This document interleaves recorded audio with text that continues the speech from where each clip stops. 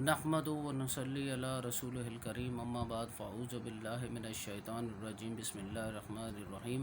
الصلاۃ والسلام علیک یا سیدی یا رسول اللہ وعلی آلک و اصحابک یا حبیب اللہ۔ دیکھیے، موجودہ دور جیسا کہ ہم جانتے ہیں انتہائی پرفتن دور ہے، اور اس دور میں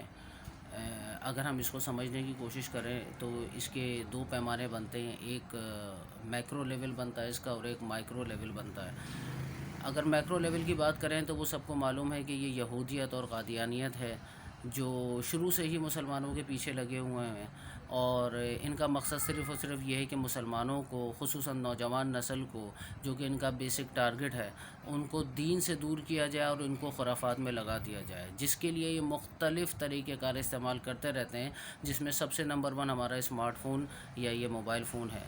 اس کے ذریعے انہوں نے فیس بک پر اور واٹس ایپ پر اور یہ ٹک ٹاک وغیرہ بنا کے لوگوں کو، نوجوان بچیوں کو بھی اس میں الجھا دیا ہے۔ نوجوان بچوں کو بھی ان کا کوئی کام نہیں رہ گیا، ان کو دین سے کوئی شغف نہیں رہ گیا ہے، ان کی پڑھائی کہاں جا رہی ہے ان کو پتہ نہیں ہے، بس وہ یہ چاہتے ہیں کہ ہم کوئی بیسٹ قسم کے ٹک ٹاکر بن جائیں۔ نہ بہنوں کو، ہماری بچیوں کو پردے